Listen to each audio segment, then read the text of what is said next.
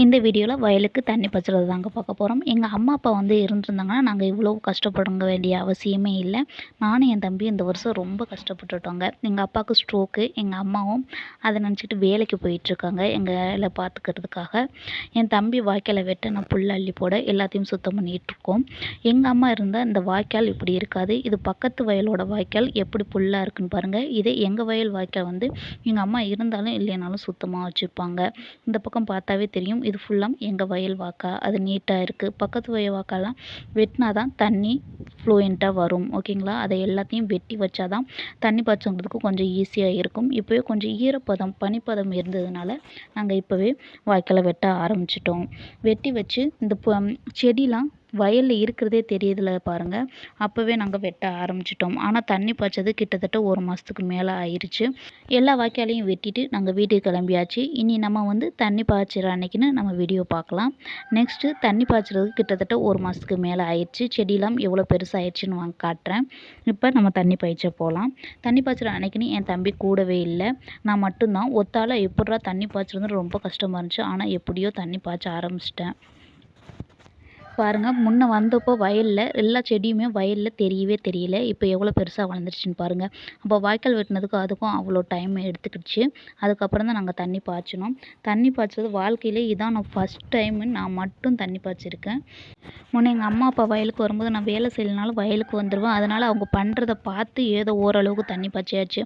எல்லோரும் மிளகாய் செடி வைக்கும்போது நம்ம மட்டும் ஏம்மா பருத்தி செடி வைக்கிறோம் அப்படின்னு ஏற்கனவே நான் கேட்டேன். அப்போ அவங்க சொன்னாங்க, அதை உங்களால் பார்த்துக்க முடியாது அப்படின்னு சொல்லும்போது இப்போ தான் ஞாபகம் வந்துச்சு. ஏன்னா மிளகாய் செடிக்கு வந்து பார்த்து பதானமாக தண்ணி பாய்ச்சணும், களை வெட்டுறது எல்லாமே கரெக்டாக இருக்கணும். இல்லைன்னா அது கரெக்டாக வராது. ஆனால் பருத்தி செடி அப்படி இல்லைங்க. 1, 2 களை வெட்டிட்டு 1, 2 தண்ணி பாய்ச்சினாவே போதும். அது பாட்டில் நல்லா வந்துடும். அதனால தான் எங்களை நம்பி மிளகாய் செடி வைக்க முடியாமல் பருத்தி செடி வச்சுருக்காங்க.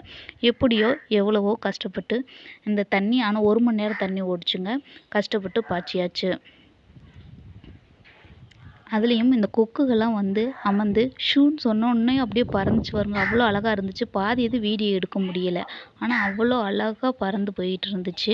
அடிக்கடி நான் இடையில எடுத்து வீடியோவும் எடுத்துக்கிட்டேன். கிட்டத்தட்ட 1 மணி நேரம் தண்ணி பாய்ச்சிச்சு. 1 மணி நேரத்துக்கு எங்கள் ஊரில் ₹250. உங்கள் ஊரில் ஒருவேளை நீங்கள் தண்ணி பாய்ச்சினீங்கன்னா 1 மணி நேரத்துக்கு எவ்வளோன்னு சொல்லுங்கள். இதான் லாஸ்ட் பார் ஓடுது. எப்படியோ கஷ்டப்பட்டு லாஸ்ட் பார் வர பாய்ச்சியாச்சு. பக்கத்து வயல் அண்ணன் அப்படின்னா மோட்ரு ஓட்டுனாங்களா, அந்த அண்ணன் வந்து அப்பப்போ ஹெல்ப் பண்ணாங்க. எங்கள் அம்மா சொல்லியிருந்தாங்க. அதனால் எப்படியோ கஷ்டப்பட்டு பாய்ச்சியாச்சு. இதுதான் கஷ்டப்பட்டுன்னு அடிக்கடி சொல்கிறேன்னா, ஏன்னா இதுதான் வாழ்க்கையிலே ஃபஸ்ட் டைம் நான் தண்ணி பாய்ச்சுறேன். ஆனால் என்ன தண்ணி பாய்ச்சி 4 நாள் வர தண்ணி வயல்லே கிடந்துச்சு. அது வேற. ஏன்னா ஒழுங்காக பாய்ச்ச தெரியாமல் இவ்வளோ தண்ணியோட விட்டதுனால 4 நாள் வர அப்படியே தண்ணி கிடந்துச்சு. இதே மிளகாய் செடியில் இப்படி இருந்துச்சுன்னா செடி ஃபுல்லாக கொக்கிரும்.